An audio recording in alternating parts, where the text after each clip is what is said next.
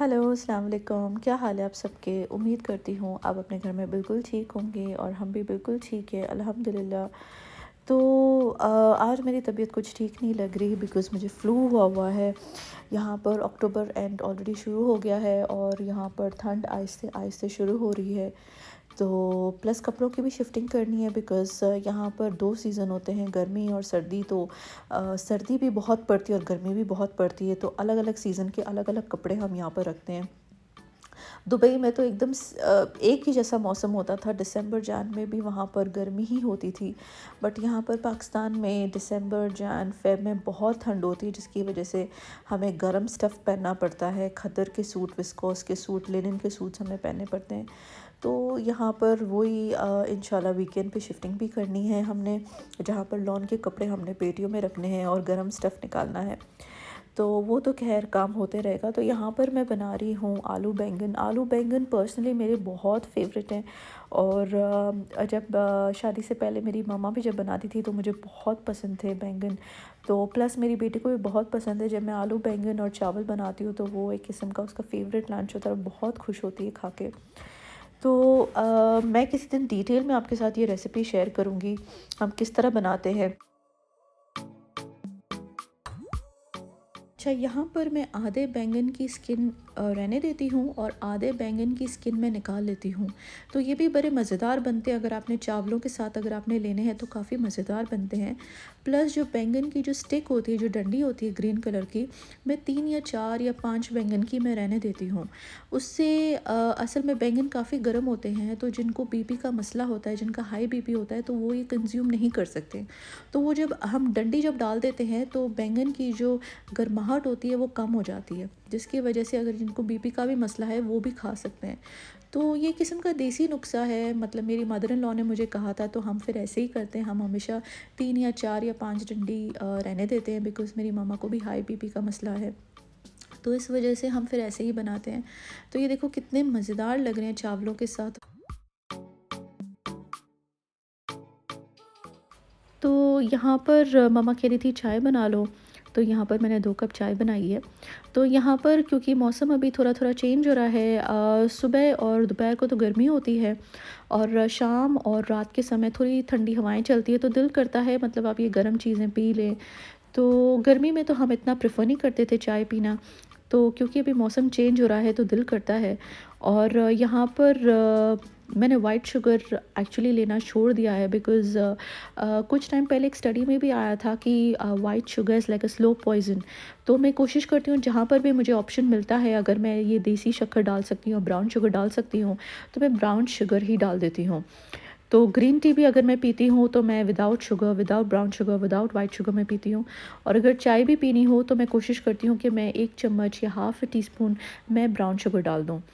तो यहाँ पर साथ में मैंने बिस्किट लिया है, ये बहुत अच्छे बिस्किट्स हैं, बटर पफ।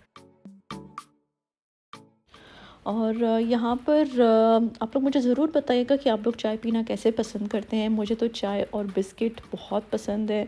मैं चाय ऐसे नहीं पी सकती, मुझे बिस्किट्स चाहिए ही चाहिए चाय के साथ। एंड बाजी, if you are watching this, I really miss those days जहाँ पर हम रात को 12-1 बजे चाय पीते थे बिस्किट के साथ।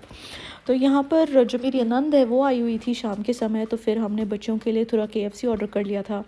तो यहाँ पर बड़ों के लिए ट्विस्टर सैंडविच ऑर्डर किए थे और बच्चों के लिए बर्गर्स एंड चिकन पीसेस। और प्लस ये क्वालिटी स्ट्रीट का डब्बा लेके आई थी और इसके साथ तो बहुत सारी यादें जुड़ी हुई हैं। तो मैं बेसिकली दुबई में बॉर्न एंड ब्रॉट अप हुई हुई हूँ और वहाँ पर एक किस्म का नेशनल चॉकलेट बन गया था, जहाँ पर किसी की भी बच्चे की बर्थडे हो स्कूल में तो यही डब्बा आता था और यही बांटा जाता था। And the best part is this कि इन्होंने बिल्कुल भी अपने फ्लेवर्स नहीं चेंज किए, ना इन्होंने अपनी पैकेजिंग चेंज किए। बेसिकली उन्होंने कोई ऑल्ट्रेशंस किए ही नहीं हैं। द बेस्ट पार्ट इज़ कि इन्होंने अपने फ्लेवर्स इंटैक्ट ही रखे हैं। और फिर दूसरे दिन संडे था तो बच्चों ने यहाँ पर पूल भर लिया है पूल पार्टी करने के लिए, और उन्होंने बीच में थोड़े से चिप्स भी डाल दिए हैं। और फिर शाम के समय हम बाहर चले गए थे, तो यहाँ पर अयान फ्लॉस कर रहा है। साथ में हमने आइसक्रीम्स ऑर्डर कर ली थी बच्चों के लिए, chocolate Sunday and strawberry Sunday. और फिर हम मॉल चले गए थे, तो यहाँ पर एक छोटी सी शॉप थी बेसिकली, एक स्टॉल कह सकते हैं कवर्स की, मोबाइल कवर्स की, और बहुत प्यारे कवर्स थे। तो यहाँ पर मेरी बेटी ने भी एक फ़ोन कवर लिया था और अयान ने भी ज़िद कर ली थी। तो मैंने कहा था चलो ले लो, अब क्या कर सकते हैं, बच्चे जब ज़िद करते हैं तो वो बस अपनी बात मनवा के ही छोड़ते हैं। और फिर यहाँ पर सबा ने जो हमारे घर पे दावत होने लगी थी उसके लिए सबा ने सूट की शॉपिंग करनी थी। तो यहाँ पर हम आ गए थे स्टिच में, स्टिच द प्रेट, और यहाँ पर काफ़ी अच्छी एम्ब्रॉयड्री सूट्स लगे हुए थे, रेडीमेड सूट्स, जहाँ पर आपको 2 पीस भी मिल रहे थे और 3 पीस भी मिल रहे थे। तो 2 पीस आपको मिल रहे थे अराउंड 5000, और अगर आपने दुपट्टा साथ में लेना है तो अराउंड 6000 6500 में आपको 3 पीस मिल रहा था। तो काफ़ी अच्छी वैरायटी थी, काफ़ी कलरफुल था, मुझे इसका कलेक्शन काफ़ी अच्छा लगा और यहाँ से ही सबा ने अपने दावत के लिए एक सूट लिया था।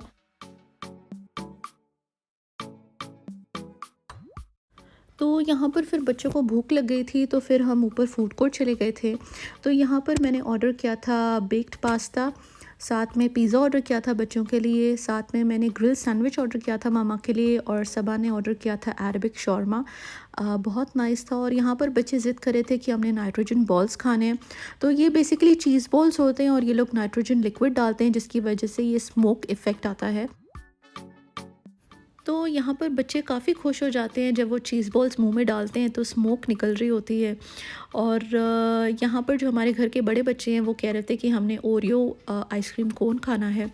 तो यहाँ पर मैं काफ़ी सरप्राइज़ थी देख के कि ये लोग फ्रेश आइसक्रीम बना रहे हैं, क्योंकि मैंने एक्सपेक्ट किया था कि ये लोग मार्केट वाली वनीला आइसक्रीम डाल देंगे और ओरियो क्रश डाल देंगे।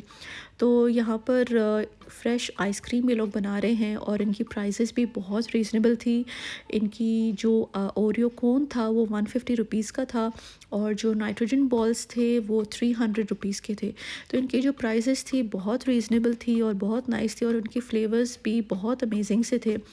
और हमेशा कोशिश कीजिए कि नई से नई चीज़ें ट्राई करें।